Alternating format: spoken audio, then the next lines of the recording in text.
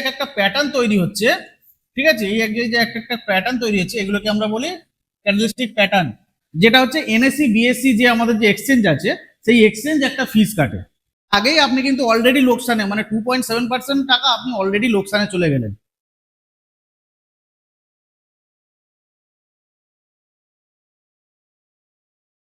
নমস্কার বন্ধুরা, ওয়েদ বিনিয়োগ চ্যানেলে আপনাদের সবাইকে স্বাগত আর একটা নতুন ভিডিওতে। আশা করি সবাই ভালো আছেন, সুস্থ আছেন। তো স্টক মার্কেট নিয়ে আমাদের যে সেশনটা চলছিল সেই সেশনের আজকে আমরা দেখবো 11 নম্বর এপিসোড।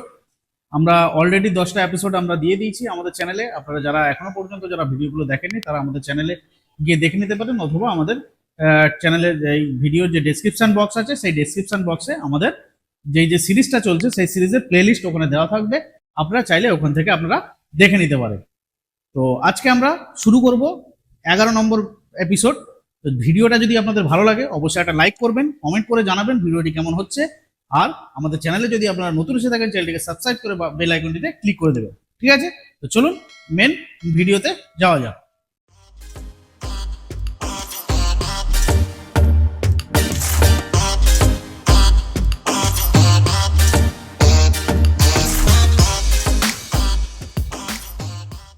আজকে আমরা শিখব এপিসোড 11-এ আমরা শিখব ব্রোকারেজ কি, কেন চার্জ কাটে, এবং ফান্ডামেন্টাল ভার্সেস টেকনিক্যাল অ্যানালাইসিস কোনটা ভালো। ঠিক আছে, ফান্ডামেন্টাল ভার্সেস টেকনিক্যাল অ্যানালাইসিস কোনটা ভালো আমরা সেটা আজকে দেখব। আপনি কি জানেন শেয়ার কিনলেই আপনার টাকা কেটে নেওয়া হয়? শুধু ব্রোকার নয়, আরো অনেক হিডেন খরচ আছে যেগুলোই আপনার লাভ খেয়ে ফেলতে পারে। এই ভিডিওতে আমরা জানবো ব্রোকারেজ কি, কেন এই চার্জ কাটে, এবং কিভাবে আপনি এই খরচ কমাতে পারেন, প্লাস ফান্ডামেন্টাল এবং টেকনিক্যাল অ্যানালাইসিস কোনটা ভালো সেটা আমরা এই ভিডিওতে শিখব। ধরুন একই শেয়ার দুজন মানুষ কিনলো, একজন বিশ্লেষণ করলো কোম্পানির আয় ব্যয়, আর একজন চার্ট দেখে শেয়ার কিনলো। 6 মাস পর দেখা গেল একজন লাভ করলো আর একজন কি করলো, আর একজন লোকসান করলো। কেন এমন হয়? ঠিক আছে, তো এই ভিডিওর মধ্যেই আমরা সেটা জানবো যে ফান্ডামেন্টাল অ্যানালাইসিস আর টেকনিক্যাল অ্যানালাইসিস এর কি কি জিনিস, এটা এই দুটোর পার্থক্য কি, আর কোনটা আপনার জন্য উপযুক্ত হবে। ঠিক আছে, তো প্রথমে আমরা যেটা দেখবো, প্রথমে দেখবো কি ব্রোকারেজটা কি। ঠিক আছে, ব্রোকারেজ কি? ব্রোকারেজ হলো সেই চার্জ যা ব্রোকার আপনার কাছ থেকে নেয় আপনি যখন কোনো শেয়ার কিনে বা বিক্রি করেন। আপনি যদি যখন কোনো শেয়ার কেনেন বা বিক্রি করেন, যে চার্জ আপনার থেকে কাটা হয় সেটাকেই বলে ব্রোকারেজ চার্জ। মানে আপনি যত টাকা শেয়ার ট্রেড করেছেন তার উপর নির্দিষ্ট হারে টাকা কেটে নেওয়া হয়। এক্সাম্পল কি দেখবো, ধরুন আপনি 10,000 টাকার শেয়ার কিনলেন, তাহলে যদি ব্রোকারেজ হয় ব্রোকারেজ যদি হয় 0.05%, তাহলে কেটে নেবে আপনার 5 টাকা। মানে 10,000 টাকার শেয়ারে আপনার এই টাকাটা আপনার কেটে নেবে। ব্রোকারেজ ফি, ব্রোকারেজ ফিটা কি? ব্রোকারেজ ফি হচ্ছে trade value into brokerage rate.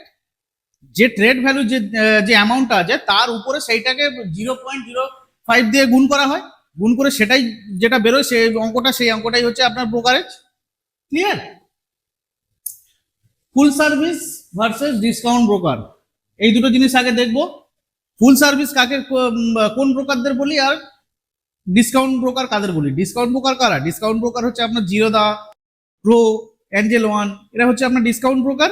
আর ফুল সার্ভিস ব্রোকার কারা? ফুল সার্ভিস ব্রোকার যারা হচ্ছে আপনার, যেমন হয়ে গেল আপনার আনন্দ রাঠি হয়ে গেল, আপনার মতিলাল ওয়েস্টপাল হয়ে গেল, ঠিক আছে, রেলিগেয়ার হয়ে গেল, এই রকম টাইপের কোম্পানিগুলো এরা হচ্ছে ফুল service broker.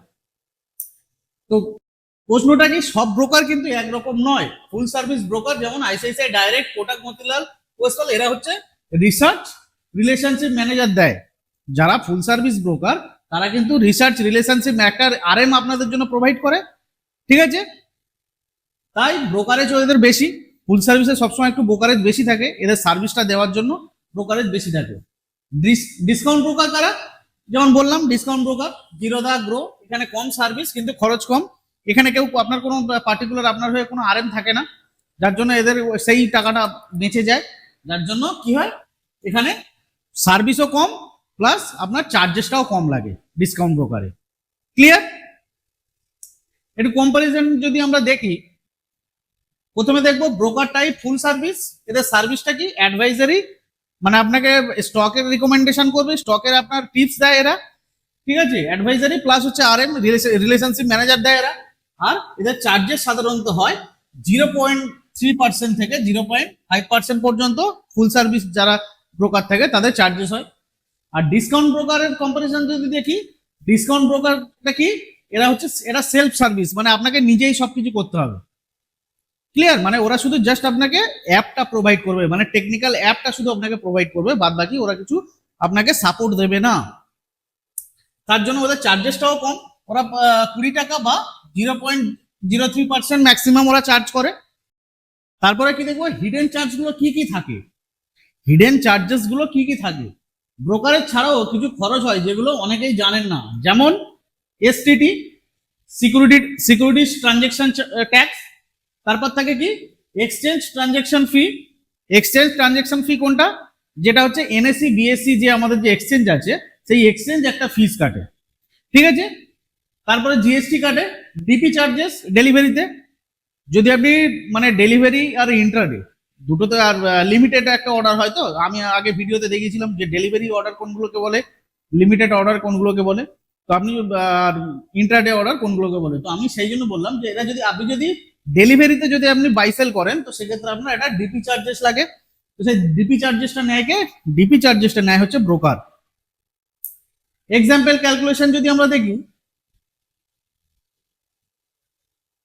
Example calculation delivery rate, brokerage 5 টাকা, সিকিউরিটি ট্রানজেকশন ট্যাক্স 10 টাকা, GST 1 টাকা 80 পয়সা আপনার GST, এক্সচেঞ্জ ফি 1 টাকা, ডিপি চার্জেস হচ্ছে কত, 13 টাকা 50 পয়সা।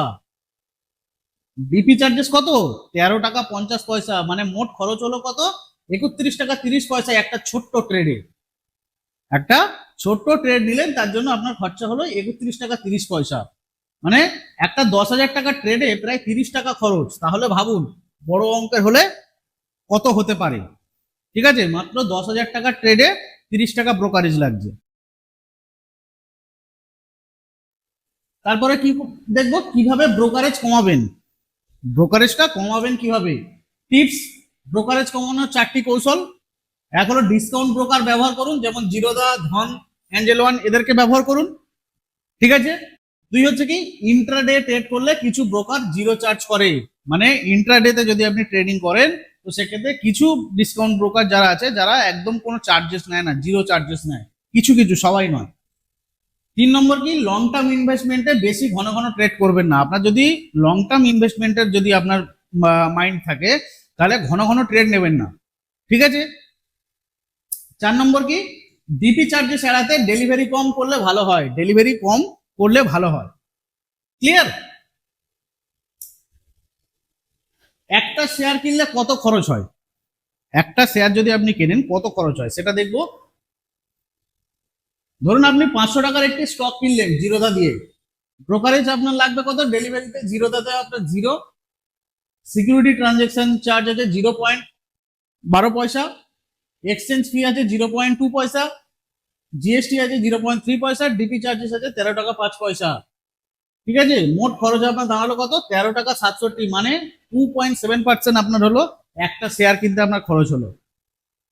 কনক্লুশন কি, শেয়ারটা বাড়তে না বাড়তেই আপনি লোকসানে, তাই আগে থেকে জানাটা এগুলো জরুরি। মানে আপনি শেয়ারটা কিনলেন, কেনার সঙ্গে সঙ্গে কিন্তু এই 2.7% আপনার টাকাটা আপনাকে দিয়ে দিতে হলো, মানে এখন শেয়ারটা বাড়বে কি কতটা বাড়তে পারে সেটা আপনার কোনো ধারণা নেই, তার আগেই আপনি কিন্তু অলরেডি লোকসানে, মানে 2.7% টাকা আপনি অলরেডি লোকসানে চলে গেলেন, ঠিক আছে। মানে এই চার্জেসটা আপনাকে দিতেই হলো। তাহলে ব্রোকারেজ জিনিসটা কি, ব্রোকারেজটা কি, কেন কাটে, কিভাবে ব্রোকারেজ কমাবেন, জিনিসটা আপনারা বুঝতে পারলেন টোটাল ডিটেলসটা, ঠিক আছে। ভিডিওটা যদি ভালো লাগে আপনি একটা লাইক তো করতে হবে, একটু লাইক করুন। আর যদি চ্যানেলে নতুন আসেন চ্যানেলটাকে সাবস্ক্রাইব করে দিন। এরপরে আমরা কি দেখবো, পরে আমরা দেখবো ফান্ডামেন্টাল অ্যানালাইসিস আর টেকনিক্যাল অ্যানালাইসিসটা দেখবো। প্রথমে দেখে নিই ফান্ডামেন্টাল অ্যানালাইসিস কি। ফান্ডামেন্টাল অ্যানালাইসিস হলো কোম্পানির ভিতরের অবস্থা বোঝা, একটা কোম্পানির ভিতরের অবস্থাটা কেমন আছে সেটাকে ফান্ডামেন্টাল অ্যানালাইসিস করলে সেটাকে বোঝা যায়, ঠিক আছে। এটা বেসিক্যালি ফান্ডামেন্টাল অ্যানালাইসিসটা মিউচুয়াল ফান্ড যারা ইনভেস্টমেন্ট করতে চাইছেন, মিউচুয়াল ফান্ডে ইনভেস্টমেন্টের জন্য ফান্ডামেন্টালটা বেস্ট।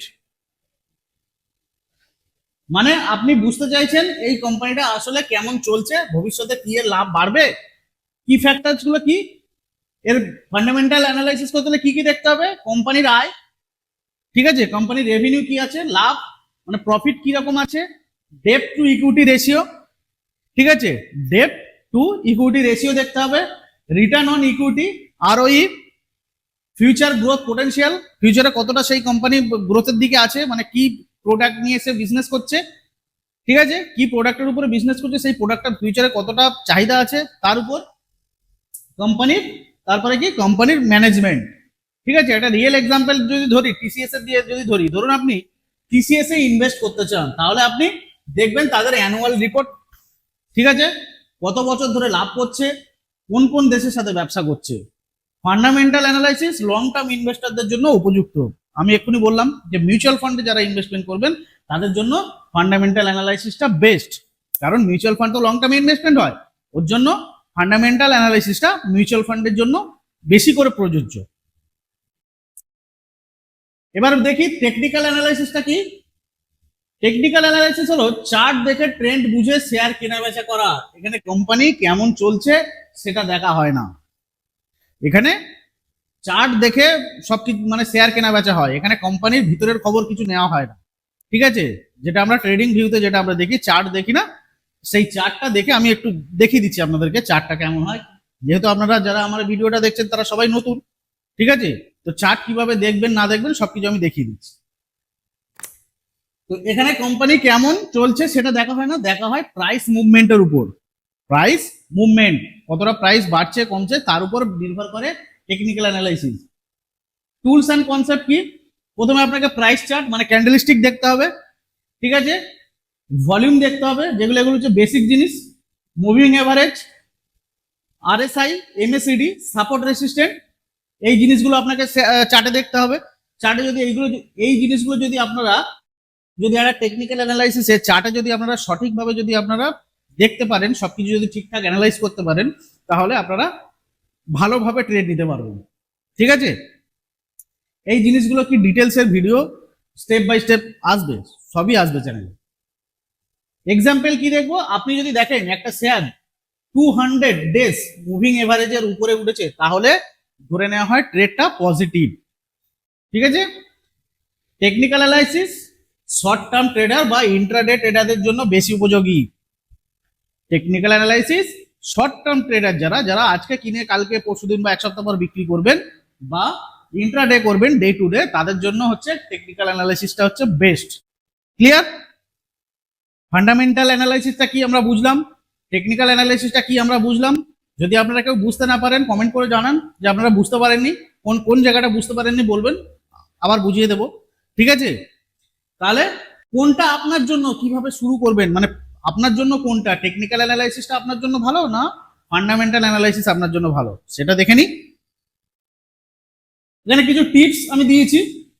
যদি আপনি নতুন হন তাহলে ফান্ডামেন্টাল অ্যানালাইসিস দিয়ে শুরু করুন, ঠিক আছে, 1 নম্বর। 2 নম্বর, যদি আপনি প্রাইস অ্যাকশন বুঝতে চান বা চার্ট করতে পারেন তাহলে টেকনিক্যাল অ্যানালাইসিস শিখুন, ঠিক আছে। অনেক অভিজ্ঞরা দুটোই কম্বাইন করে ব্যবহার করেন, যেমন ফান্ডামেন্টালি ভালো শেয়ার প্লাস হচ্ছে টেকনিক্যালি ভালো এন্ট্রি পয়েন্ট। তাহলে লং টার্মের জন্য ফান্ডামেন্টাল, শর্ট টার্মের জন্য টেকনিক্যাল, আর ভালো এন্ট্রি নেওয়ার জন্য বোথ আপনি ইউজ করতে পারেন, ফান্ডামেন্টাল টেকনিক্যাল দুটোই ইউজ করতে পারেন। ক্লিয়ার? তাহলে আপনি বলুন আপনি কোন অ্যানালাইসিস বেশি ফলো করেন, নিচে কমেন্টে লিখে জানান, ঠিক আছে। আমি আপনাদেরকে একবার টেকনিক্যাল অ্যানালাইসিস কিভাবে মানে কি দেখানো হয় আমি আপনাদেরকে চার্ট প্যাটার্নটা একবার খুলে দেখাচ্ছি। টেকনিক্যাল অ্যানালাইসিস করতে গেলে একটা ওয়েবসাইট আমরা ফলো করি যেটাতে আমরা চার্ট চার্ট বুঝি, ঠিক আছে। সেটা হচ্ছে এটা হচ্ছে সব থেকে সহজ, যেটা হচ্ছে কি tradingview.com। আপনারা গুগলে সার্চ করলে আপনারা চলে আসবে ওটা, ঠিক আছে। তো আমরা কিভাবে একটা মানে আমরা ট্রেডিং ভিউর মাধ্যমে গিয়ে কিভাবে একটা কোম্পানির চার্ট দেখবো, ঠিক আছে। আমরা এখানে এই যে সার্চ বাটন দেখছেন, সার্চে যাচ্ছি, এখানে গিয়ে ধরুন আমি লিখলাম টিসিএস, ঠিক আছে। এই যে টিসিএস চলে এলো, টাটা কনসালটেন্সি,